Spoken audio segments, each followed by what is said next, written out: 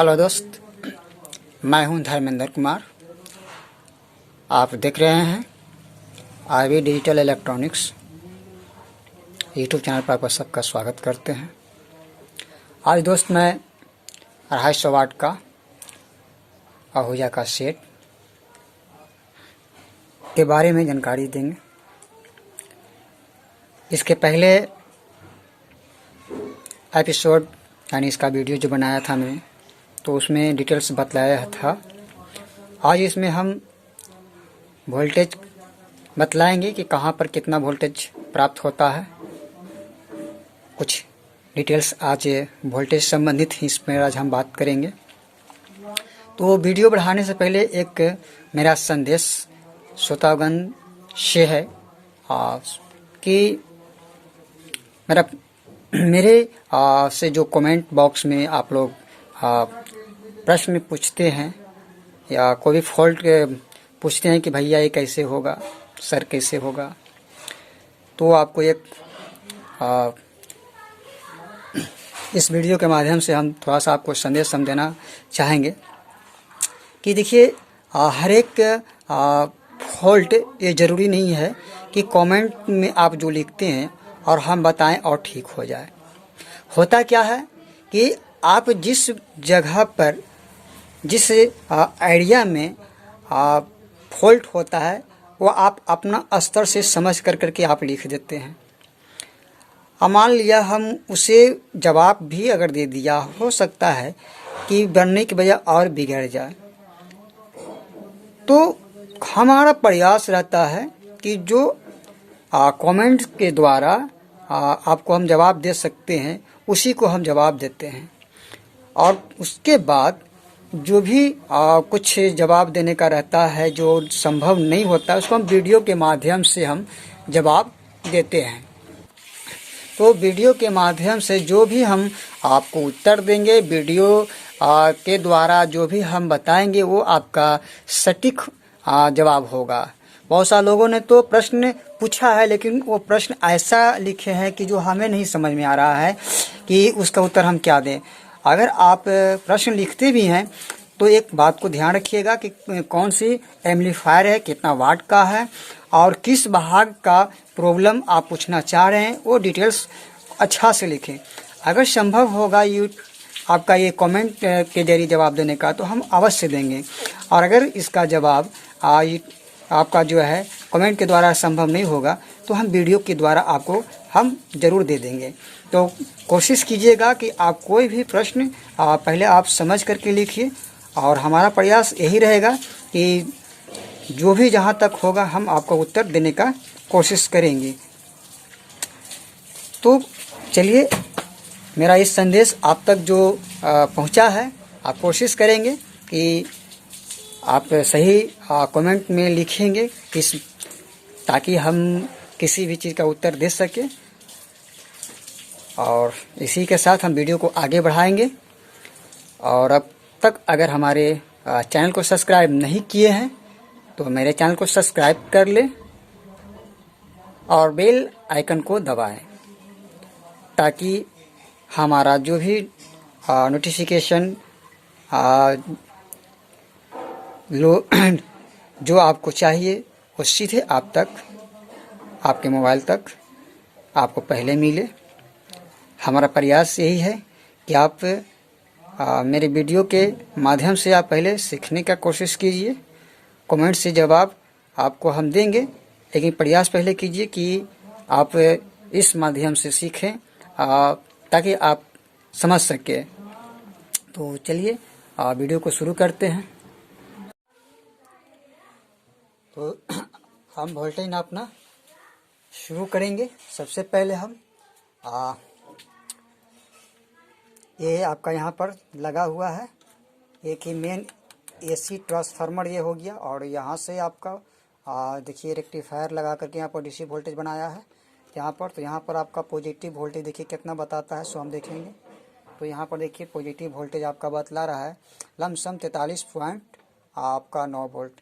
कहने का मतलब है कि यहाँ पर वोल्टेज इतना ज़्यादा कैसे आ रहा है ना। ये सेट आपका 250 वाट का हुजाई का सेट है, ये 24 वोल्ट से चलने वाला सेट है। लेकिन यहाँ पर वोल्टेज आपको ज़्यादा भी देखिए बतला रहा है, लमसम 43.9 वोल्ट। तो यहाँ पर ज़्यादा मिलने का वजह क्या होता है, जो नहीं जानते उनके लिए लगता हो कि इतना वोल्टेज कहाँ से आ गया।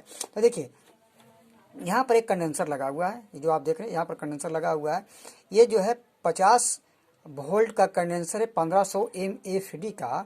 तो जितना एक कैपेसिटी इसका वोल्ट पावर का है, ये अपने अंदर करंट को ऑब्जर्व रखेगा।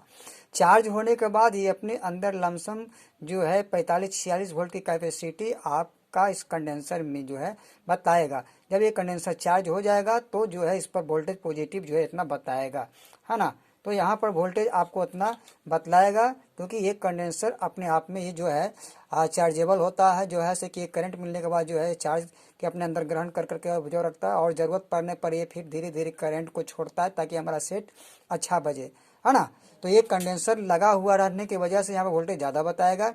अगर ये कंडेंसर हमारा कमज़ोर रहेगा इसकी 50 वोल्ट कैपेसिटी के हिसाब से, तो आपका समझिए कि कंडेंसर भी कमजोर। एक तरह से जैसे यहाँ पर इतना वोल्टेज बतलाने का मतलब होगा कि कंडेंसर हमारा जो है ये भी कंडीशन में है। अगर यहाँ पर 24 वोल्ट का सेट है और 25 वोल्ट 30 वोल्ट ही यहाँ पर बताएगा, तो हो सकता है कि ऐसा स्थिति में आपका कंडेंसर जो है ये कमज़ोर हो सकता है, या फिर हो सकता है कि आपका रेक्टिफायर का भी प्रॉब्लम हो सकता है। तो ऐसा स्थिति में हम इसका पॉजिटिव छुड़ा कर करके पहले डायरेक्ट वोल्टेज यहाँ पर चेक करेंगे कि 24 वोल्ट आता है कि नहीं, तो आप सेटिस्फाइड हो जाइएगा। अर्थात यहाँ पर पॉजिटिव आपका जो है से कि बताएगा 43.44 पॉइंट, है ना, सॉरी 43 वोल्ट 44 वोल्ट के आसपास बताएगा। तो समझिए कि हमारा ये सिस्टम सही है। आगे अब चलते हैं। अब ये सप्लाई हमारा यहाँ से जो है ओवरलोड स्विच पर भी जाता है ना। यहाँ से हो कर करके जो है से कि हमारा दोनों साइड ट्रांजिस्टर को मिलता है। इसमें जो है से कि आपका ट्रांजिस्टर 3773 लगा हुआ है ना। तो 3773 लगा हुआ है। अब इसके हम कलेक्टर बेस मीटर पर वोल्टेज को हम देखेंगे कितना बताता है। तो सबसे पहले देखिए एक चीज़ और हम बताना चाहेंगे कि यहाँ पर देखिए लोड रेजिस्टेंस लगा रहता है। लोड रेजिस्टेंस जो है हमारा ये साइड 3 गो ट्रांजिस्टर जो लगा हुआ है उसको सप्लाई देता है। सप्लाई वोल्टेज यहाँ पर कितना देता है, तो यहाँ पर आपको नेगेटिव वोल्टेज प्राप्त होगा। ये तीनों पर जो है नेगेटिव वोल्टेज आपको मिलेगा। और नेगेटिव वोल्टेज कितना मिलेगा, तो सेम आपको देखने को मिलेगा जितना अभी आपने 43-44 वोल्ट देखा पॉजिटिव, उतना ही आपका यहाँ पर नेगेटिव वोल्टेज प्राप्त होगा। अब हम इसको वोल्टेज नाप को देखते हैं कि यहाँ पर उतना वोल्टेज आता है कि नहीं। तो देखिए पॉजिटिव पर मैंने एक सिरा को रखा और दूसरी तरफ हम कोशिश करेंगे कि जो है से कि आपको अच्छा से दिखा सके। तो पॉजिटिव सिरा पर हमने यहाँ पर रखा और नेगेटिव ये तीनों पर हम चेक करेंगे कि आता है कि नहीं। देखिए हमारा मीटर पर ध्यान दीजिएगा।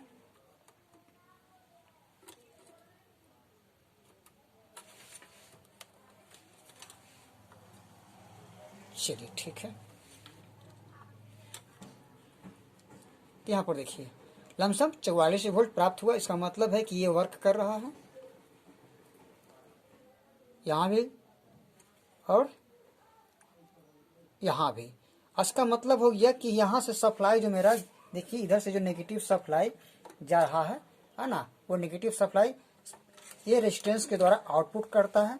यानी ये जो है लोड रेजिस्टेंस हो गया ट्रांजिस्टर का, ये जो है नेगेटिव वोल्टेज दे रहा है ना, नेगेटिव वोल्टेज दे रहा है। और ये नेगेटिव वोल्टेज कहाँ से आ रहा है, ये आपका आउटपुट ट्रांसफार्मर से हो कर करके एक इधर आता है और एक इधर जाता है। यानी दोनों साइड आपका नेगेटिव वोल्टेज इसी से मिलता है ना। तो बीच वाले भाग पर आउटपुट ट्रांसफार्मर के बीच वाले भाग पर नेगेटिव सप्लाई जोड़ करके और इसके लेफ्ट और राइट से आउट करवा करके कि दोनों लेफ्ट और राइट साइड को ट्रांजिस्टर को नेगेटिव सप्लाई जाता है। तो हमेशा ये ध्यान रखिएगा, इसमें अगर कोई भी आपका प्रॉब्लम रहेगा तो आपका ट्रांजिस्टर वर्क नहीं करेगा, है ना। या तो फिर आपका 2 ट्रांजिस्टर हीट ज़्यादा होगा या 1 ट्रांजिस्टर हीट ज़्यादा होगा, तो समझिए कि हमारा सप्लाई इस पर नहीं मिल रहा है ना। अगर समान तीनों हीट हो रहा है तो समझिए कि आपका सही है। तो इस तरह से जो है से आप पकड़ पाएंगे इसकी सही गलत का पहचान। अब हम अब देखेंगे अब इसके क्या बोलता है कलेक्टर बेस मीटर का वोल्टेज, है ना, ये क्या कितना प्राप्त होता है। तो collector base emitter voltage check करेंगे। तो अब देखना है यहाँ पर कि इसका बॉडी कलेक्टर होता है। कोई भी देखिए ट्रांजिस्टर जो होता है हिटैची ट्रांजिस्टर लगा हुआ है ना, तो इसका जो है आपका बॉडी कलेक्टर होता है। तो कलेक्टर पर जो है इसमें हम देखेंगे कि कितना सप्लाई मिल रहा है। कलेक्टर पर सप्लाई को हम चेक करेंगे और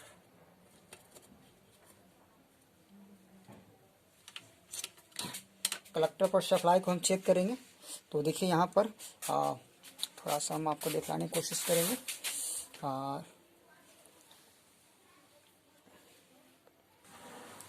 अब हम ट्रांजिस्टर का वोल्टेज चेक करेंगे। अब इसमें देखिए यहाँ पर कलेक्टर है, एमीटर है और बेस है। कलेक्टर पर हम वोल्टेज नाप के देखेंगे कितना बता रहा है। तो कलेक्टर पर देखिए वोल्टेज लमसम हमारा वही 43-44 वोल्ट प्राप्त होगा, ठीक है। इसके बाद एमीटर हमारा माइनस है, तो इस पर माइनस वोल्ट आपको बताएगा और बेस पर वोल्टेज लमसम 4.4 वोल्ट या 5 वोल्ट पॉइंट बतलाएगा, 0.4 वोल्ट या 5 वोल्ट यहाँ पर लमसम बताएगा। तो देखिए है ना 0.5 वोल्ट बताएगा। इसी तरह से तीनों ट्रांजिस्टर पर आपको बताएगा सेम, और यही वोल्टेज सेम आपका है ना लेफ्ट साइड भी बताएगा। अब आते हैं हम इनपुट किट पर कि कहाँ पर कितना सप्लाई। एक चीज़ और हम बताना चाहेंगे, यहाँ पर आप देख रहे हैं कि छोटा सा किट लगा हुआ है तो छोटा, लेकिन यहाँ पर आपको हमेशा ध्यान रखना होगा कि यहाँ से हमारा जो है 24 वोल्ट सप्लाई जो प्राप्त होता है, और यहाँ पर आपको जो है कंडेंसर जुटने के बाद तो वोल्टेज बढ़ करके मिलेगा, अर्थात यहाँ पर 40 वोल्ट जो सप्लाई मिलता है। यहाँ से देखिए एक छोटा सा वायर बाउंड रेजिस्टेंस लगा हुआ है, ठीक है। तो यहाँ से इस लोड रेजिस्टेंस से हो कर करके इनपुट किट के रेगुलेटर ट्रांजिस्टर पर वोल्टेज को दिया गया है। तो ध्यान रखिएगा, जब अगर ऐसा हो कि इनपुट किट के रेगुलेटर ट्रांजिस्टर वोल्टेज ना जाए तो यहाँ पर आपको थोड़ा सा ध्यान देना होगा, ठीक है। हमने इसलिए बतला दिया कि इस साइड में रहता है, बहुत से लोग इस पर ध्यान नहीं देते हैं और इनपुट किट में जो है परेशान हो जाते हैं। तो आप ऐसा गलती मत करना, ठीक है। और इसके बाद हम दिखलाएंगे अब इनपुट किट में आपको कहाँ पर कितना वोल्टेज मिलता है। तो पहले बंधु हमें इनपुट किट को खोलना होगा। तो सबसे पहले आपको इनपुट किट में आपको हम वोल्टेज कहाँ पर कितना बताना चाहिए वो हम नाप करके आपको दिखाएंगे। तो इसमें सबसे पहले आपको देखना क्या है, यहाँ पर देखिए पावर रेगुलेटर ट्रांजिस्टर लगा हुआ है।